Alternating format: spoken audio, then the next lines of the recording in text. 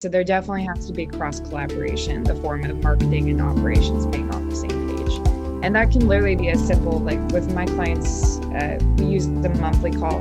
We just call it sales and operations planning, S&P planning. So I am very much from my own experience found that trust on both sides of the supply chain is needed. So trust with your customers is just as important as trust with your suppliers. If they're asking you for forecasts, you need to give them forecasts, especially in today's world where the supply chain is completely changed.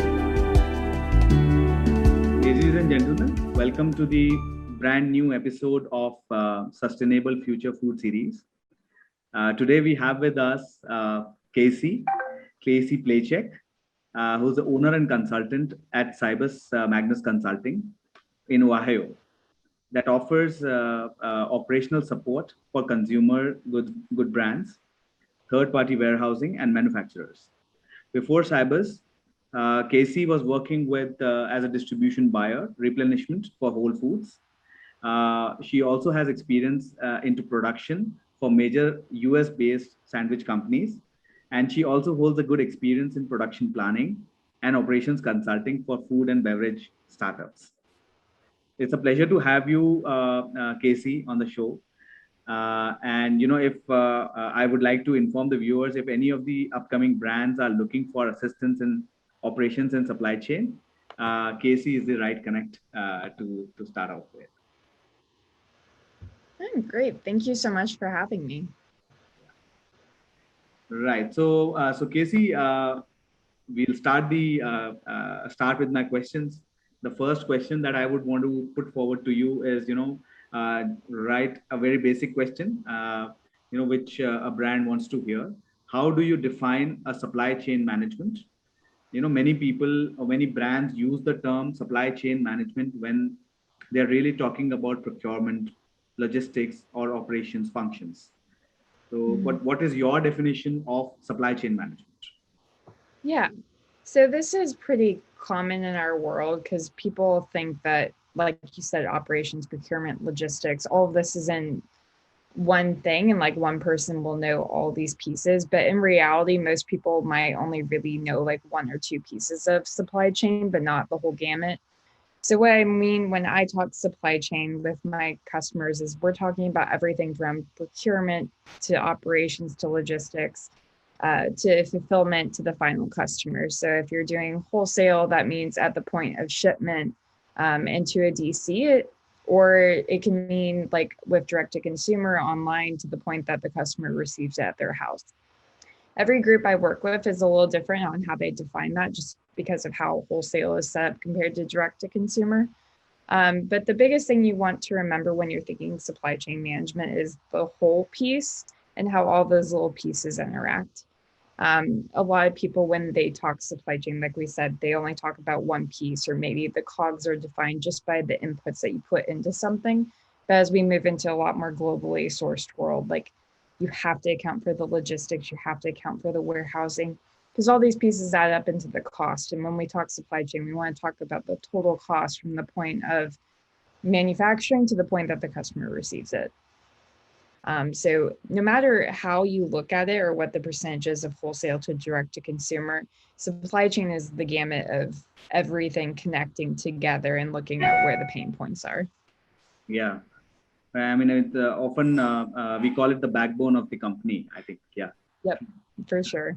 Yeah. I always tell people it's like you're like the midfielders on the soccer team. You're the ones that connect everything from sales and marketing to accounting and finance, and you operate the whole field. Yeah. Right. So, obviously one big challenge for the supply chain managers that we usually hear about is, they're often disconnected from the company's customers.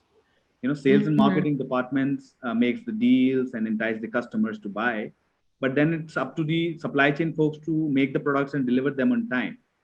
So although, the supply chain managers have a set of production targets and, their KRAs, but they often do not have any idea who their customers are.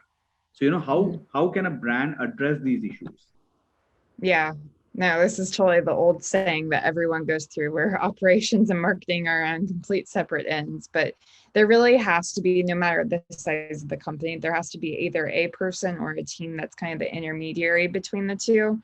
But a lot of the times companies try to have someone from marketing be that mediary or someone from operations be that mediary. There's very few people that know both sides. So especially in the startup environment, you're more likely to find people that have a little bit more experience on both sides of the supply and demand of this. Because if you just bring in someone from marketing solely, they're not going to understand all the nuances of what it takes to get something built. Yeah. So there definitely has to be cross collaboration, the form of marketing and operations being on the same page. And that can literally be as simple, like with my clients, we use a monthly call. We just call it sales and operations planning, SOP planning. Even at like larger companies I've worked with, like Shiseido, we did the same thing where we're looking at what's the forecast for the future and comparing that to what we have available now.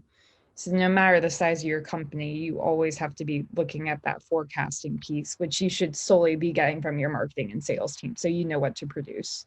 That's the key part in my head that people just don't think about, but that's like your long-term planning for the future is completely based off of the feedback you get from them. Yeah. And you want to be thinking about really simple things. You don't need to get so granular that it's hard to make a forecast. It's better to keep it kind of high level. So you want to think about new stores, new regions, seasonality, and any promotions. Those are the key areas you want to look at to plan that forecast to help you determine what you need to do on the operations end. Yeah, absolutely. So I think the operations team and the sales team need to interact and meet more often, sit together and prepare a forecast for the projections that that they're planning. So I think that's very important, so that everybody both the departments are on the same page when it comes to when we are driving the numbers for the company. Right. So just getting into the nitty-gritties of further into the supply chain, where my question is more around interaction with the supplier. So what kind of information should a company share with their suppliers? Many companies try to position themselves as strategic partners with their customers, but then maintain a very guarded arm length relationship with their own suppliers. So what is your take on that? And how what should really specifically talking about the upcoming startups or upcoming brands which are not that big, what should they really do? Yeah. So this, again, it all goes back to that forecasting piece. And that's something that small companies really don't want to do, but you really have to practice. Like you can't just be thinking about filling your orders now. You have to think about how you're going to fill it 3, 6, 12 months out. So I am very much from my own experience found that trust on both sides of the supply chain is needed. So trust with your customers is just as important with trust with your suppliers. If they're asking you for forecasts, you need to give them forecasts, especially in today's world where the supply chain has completely changed because of COVID. People are having to plan more and resource plan in case something happens again, like what happened in spring of 2020. So honestly, you really don't lose anything by being visible. It helps build that trust. The only reason that I see people sometimes not want to give full trust to their suppliers because they're shopping around for suppliers, which is fine. And dual sourcing is a great way to help combat supply shortages, but you still should give people a basic forecast. It can be your floor level basic needs, just so they're able to give you what you need. Because the worst thing as a supplier, and I've worked on the supply side too, is someone coming to you last minute, like, I need this, but they never gave you any heads up about it. Yeah. Whereas someone that at least told you the basics of what they need the next 12 months, it's easier to accommodate because you've planned for it in your own production. Yeah, so I think because one challenge that one of the startups usually face that obviously since uh, their sales numbers, their projections are not really on board, or it's very erratic. So that is where one of the challenge comes in. Obviously the sales numbers are erratic, and that is where the projections and planning, everything which is given to the supply chain and to the suppliers, again becomes linked, and it becomes also erratic. So Yeah. how do the brands actually maintain that balance when their sales numbers are not really consistent. But Yeah. how do they deal with the suppliers in that case? Yeah. So this again is just another thing that comes up all the time. Level load buying is still going to be your best friend. So you have to look at each ingredient differently. Obviously, if something's got a short shelf life, you don't want to be buying tons of it. So it still goes into that risk reward concept of if I buy something that has a year-long shelf life, let's say it's a sugar or salt or something, it might have a year or 2 years. Yeah. I'm safer buying more of that now, so I have the stock and I can buy it in bulk and probably get a better discount than I am buying that every month. If it's something I know I'm going to need and I've got a year to use it, there's less risk than buying something in bulk that has like a 3-month shelf life that I know I'm going to have to use it in a certain period. So you'd probably want to separate out your ingredients between the stuff that has that year plus shelf life and the stuff that's shorter, determine what those MOQs are that give you a price break, and then also figure out in a worst case scenario, how much will you use? And that'll let you assess your risk and figure out, can I order this in bulk? Can I not? The other part is you don't have to go to wholesalers. Like if you needed to buy something last minute from a grocery store, you could, but you got to figure out again, like, is it worth it? If it's something that has a year-long shelf life, should I just go ahead and buy it? If it's something that's short, that's the stuff that you would probably want to find partners for. Yeah. Coming on to my next question, which is, obviously the supply chain management decisions, obviously drive most of the cost for every company. So be on the lookout for, on the opportunities to reduce the amount of money that we spend as a brand. So, every dollar saved in the supply chain becomes a profit for your company. So, do you have any tips, any suggestions for the companies? What should they do to lower the costs? Yeah, lowering costs is a huge part.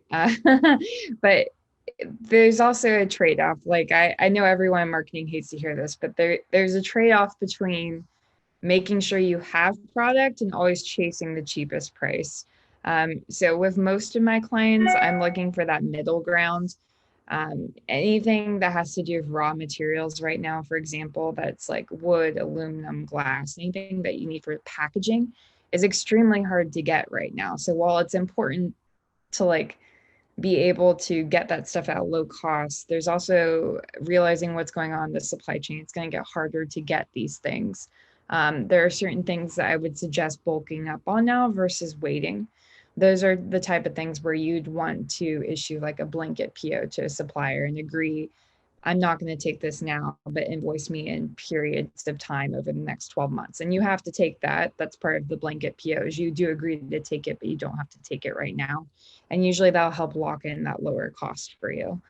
The other important piece to remember too is just that service level compared to cost. So for instance, if I can get someone here in the US for a US manufacturing company to make like aluminum cans, for instance, versus overseas, I might pay 2 cents more a can, but be able to get it in 4 or 6 weeks versus going overseas and doing 10 to 12 weeks. So if I know my supply chain is very sporadic, we're a growing company, I'd probably take that 2 cents more cost just so I don't run out of product. So there are certain things where it is important to manage the cost, but you still have to look if you're growing at like the potential of not having that product. What does it do to your sales? Because if you don't have anything, you can't sell anything.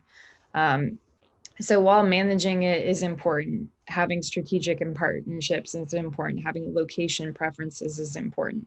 And sometimes in my mind, that's honestly, with the state of the world right now, that's almost more important than trying to get the lowest cost on everything. Because anyone can outbid, but it still comes back to service and fulfillment in my head. And if you can't hit those two metrics, it doesn't matter how cheap something is, because again, if you don't have a product to sell, you're not going to make money anyway. And that's the number one priority, is to have something to sell. Yeah, I mean, probably because the sales guy, the sales and the marketing team doesn't think too much about the costs and everything, or so lowering the penny. But I think it's the finance and the supply chain which often think about how to lower the costs. So I think Yeah. that's pretty much the way it is for brands. Yeah. Yeah. And insourcing versus outsourcing. That's always the question. Do I make this myself or do I outlook? I mean, I'm a proponent of have someone else make it until you get to a certain level that you can make it cheaper yourself. But you got to realize that certain level for most companies is between like, 20 to 50 million. You've got a long ways to go before you hit that break even point where it's cheaper to manufacture it yourself. Yeah, yeah.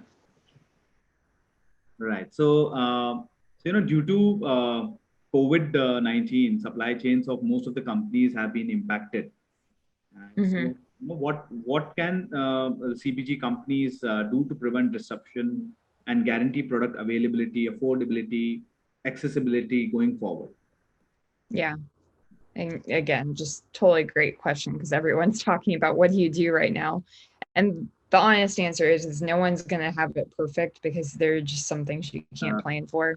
Yeah. The biggest part, again, is going to be just making sure that you have that forecast. And then the other two pieces that you have to figure out what's best for your company is either buying in surplus. So you do have that excess component to tap into as safety stock whenever you need it. Or the other option is dual sourcing and having 2 or 3 vendors. If you're a smaller company, the amount of time it takes to test out that product can be a little bit cumbersome. But at least having your product specifications for what you're buying right now, being able to go out on the market now and look for people that have the exact same product you need if you don't get enough from your current supplier. Yeah. Those are the type of things I would look for, and especially stuff that is closer to the earth. So stuff, again, glass, aluminum, cardboard. We're starting to see it in some of the keto market products that are coming out. Some of these alternative sugars are now having issues just because everything in the world, like there was other stuff happening besides COVID. There was tsunamis, floods, all the normal things on top of COVID that have slowed down the production of these raw materials. So having dual sources, I think, is going to be the key for this next winter of being able to last and have your supply chain not have hiccups like we did last spring. Yeah. Right. So I think it was. Thank you, Casey, once again. Great interacting and getting your insights about the supply chain aspects. I think a lot of brands, a lot of budding entrepreneurs are looking when they are actually looking for these answers when they are scaling up in the international market. And obviously, a lot of brands from Asia or from other countries are looking to penetrate into the US market. So probably such kind of insights would become very helpful and really help them to understand and plan them well. So I think forecasting is one of the key takeaways from the session. I think Yes, definitely. right. So thank you so much once again for your time today, and we look forward for more interactions with you.